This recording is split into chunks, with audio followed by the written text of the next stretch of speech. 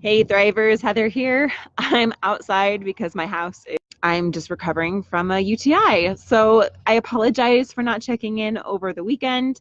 I just needed to take some time off and, recover from that and, kind of, take that time to nurture and take care of my family and me. So I'm outside. My mother-in-law just moved in with us, and so I gave up our beautiful office to accommodate her and give her a comfortable room. So I'm a little bit in transition right now, but I hope that you're doing well, and I hope that this challenge is really helping you with whatever challenges or sickness or life circumstances, challenges with your marriage that you might be going through right now. Hey, Melissa, good to see you. So I'd love to hear from you. How did you do on the challenge over the weekend? Did you do your 10 things of gratitude? What are you noticing? How is this making a difference for you? What kind of shifts is this making in your everyday life? Is it or is it not? And if it's not, that's okay. I would love to know and hear from you guys the accountability of how that is going.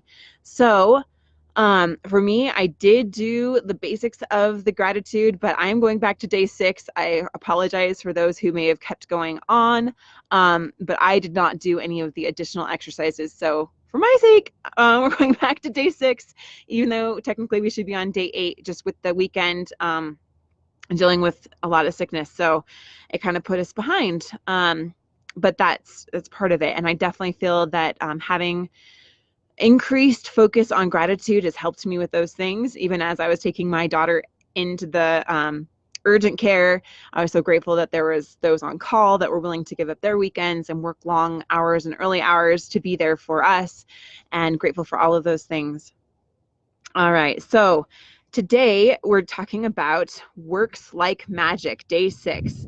Tom Robbins quote. Tom Robbins is a writer from 1936. If you take any activity, any art, any discipline, any skill, take it and push it as far as it will go, push it beyond where it has ever been before, push it to the wildest edges of edges, then you force it into the realm of magic. All right, how exciting.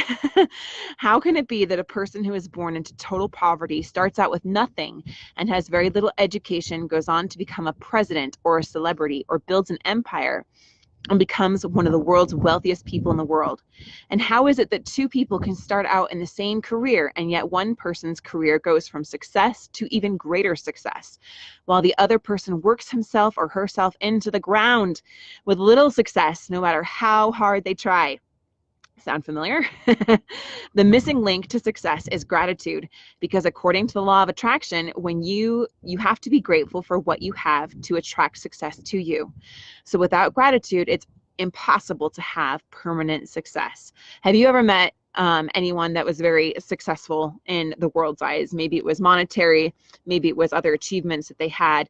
However, they were completely unhappy with life still, despite what the world might seem as the marks of great success. I love that what she just said here. We're talking about Rhonda Byrne, the magic. That's what I'm reading from. We're on day 6 of this challenge, a 28-day challenge. She says, without gratitude, it's impossible to have permanent success. Yeah. All right. So thanks for sharing, Tim. Feeling depressed today. I feel a distance between us is growing.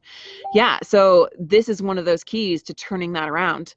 Whatever you focus on grows. And so if you find yourself in a dark place, if you find yourself in a challenging place, and I'm going to be perfectly honest, I've been there this weekend with just the challenges of all these sick children and feeling like I'm getting behind on everything, and then all the pressures of like family coming, that these things, even everyday life, can totally bring us down if we allow it. And it's all about shifting that focus and focusing on where we want our energy to be, where we want our lives to be. Because you can see it at any moment. Both sides of the coin are there, and it's our choice of which one we're going to choose. All right, so to continue on. To bring success or increase the good things in your job or work, like opportunities, promotions, money, brilliant ideas, inspirations, and appreciation, it is sorry guys. It is essential to be grateful for your job or work. The more gratitude you have, the more you will have to be grateful for. And that goes so true in our relationships as well. And you should be getting the idea by now that to increase anything in your life, you have to be grateful for what you already have. Now we're going back to that beautiful quote from the New Testament. Whoever has gratitude for their work, she puts in parentheses, will be given more, and he or she will have an abundance.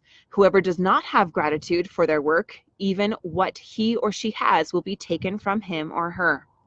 When you are grateful for your job, you will automatically give more to your work. And when you give more to your work, you will increase the money and success that is returned to you. If you are not grateful for your job, you will automatically give less. When you give less, you decrease what comes back to you. And as a result, you will never be happy in your work. You will never give more than you have to, and your job or work will stagnate and eventually deteriorate, which could mean losing your job. Same thing with our relationships, right? If we don't be grateful for what we have, our relationships will stagnate and eventually deteriorate, which could mean losing your spouse, losing your marriage. We have to be grateful. Remember, for those who do not have gratitude, even that they have will be taken from them. The amount you give in gratitude is exactly proportional to the amount you receive in return. You control the amount you receive by the amount of gratitude you give. If you're a business owner, your business's value will increase or decrease according to your gratitude. The more grateful you are for your business, your customers, and your employees, the more your business will grow and increase. It is when business owners stop being grateful and replace gratitude with worry that their business spirals downward. If you're a parent and your work is taking care of your children and managing your home, look for the things to be grateful for at this time in your life. It is often a once-in-a-lifetime opportunity, and when you can be grateful for this time, you will attract more support, more help, more beautiful moments, and more happiness to the experience. You should love your job, whatever it is, and be excited about going to work, and you shouldn't settle for anything less.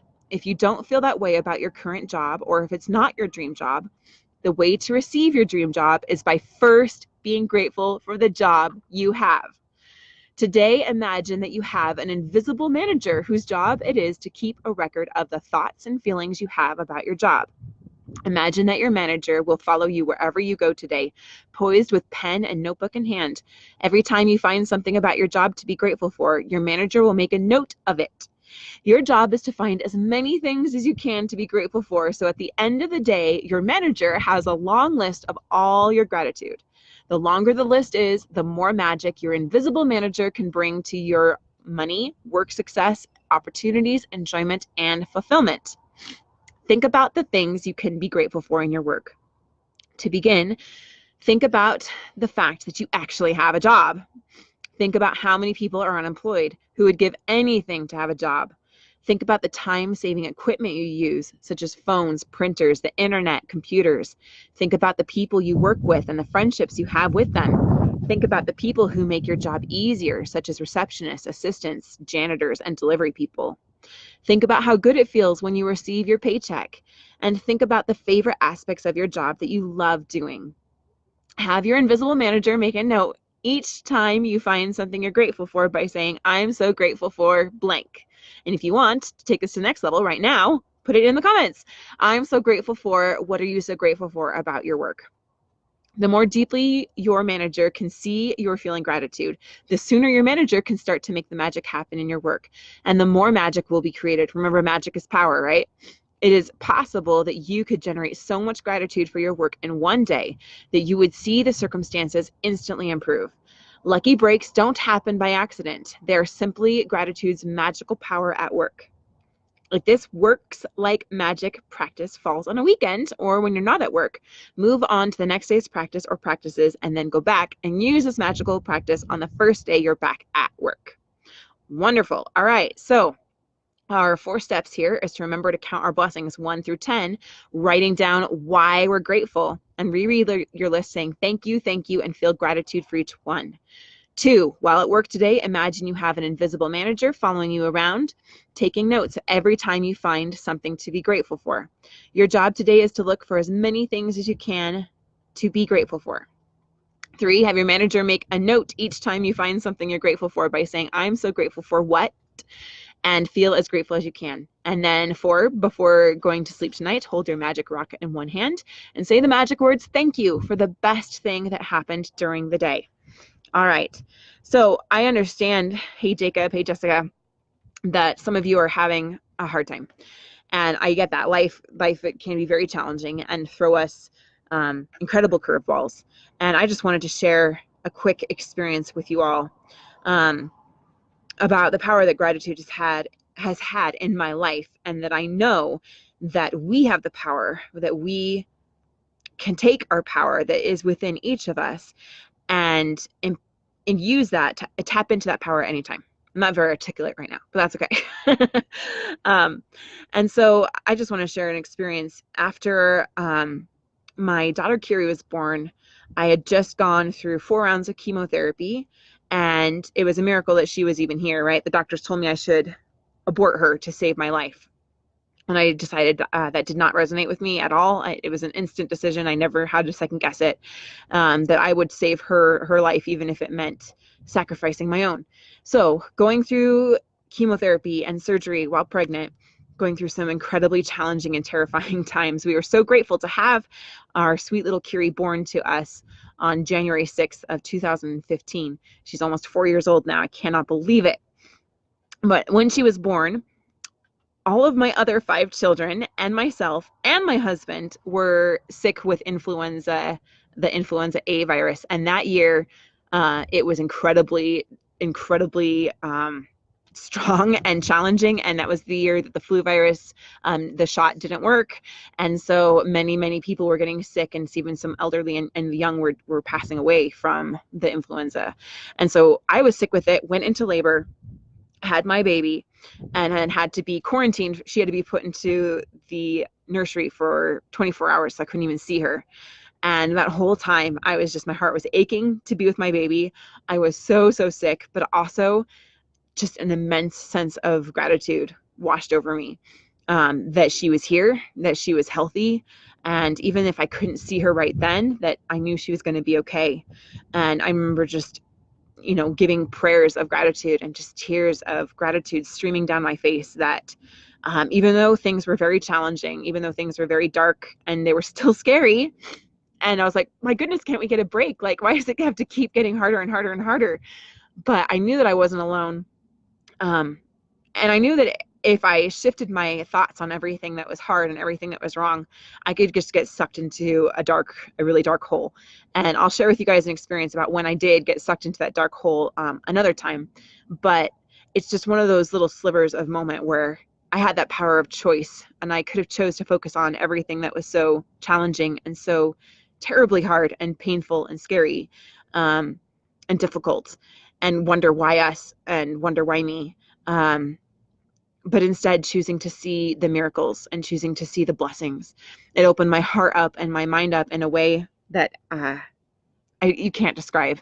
Your words cannot describe that level of peace and calm and contentment. That even though the external circumstances around me right now are not ideal, that if I hold on, things are going to be okay. And even if they don't, even if the worst would happen, and say one of us would pass away, or we would have to continue to struggle, and we did struggle for much longer after that, it was okay. We were at peace about it. We were calm about it, because we found that joy inside of us, and that precious gift of life and the precious gift of every moment. So I understand that things can be challenging right now for you, and honestly, it's been a challenging weekend for me too. But to look at each moment and recognize the good in it, even if it's just that this gives me contrast, this gives me experience, this pain helps me know the difference between pain and pleasure, and I can make choices now to move more toward what I want. I recognize the power that I have in this moment to take control of my life, to take control of my thoughts, and to recognize the beauty of every single precious moment, because none of us know when our time might be up, and we need to cherish every moment and cherish those that we love so very dearly. And that is the power of this challenge, and that is the power of choosing gratitude in our lives every single day. So I appreciate you. I'm grateful for those of you who are showing up consistently. That says something a lot about you. A lot of people won't do this. They'll discount it. And a lot of people would rather stay stuck in their pain and stay even addicted to pain, unfortunately.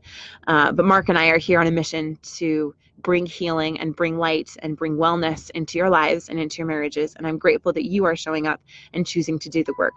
So I appreciate you all, and we will talk to you soon. Have a great day.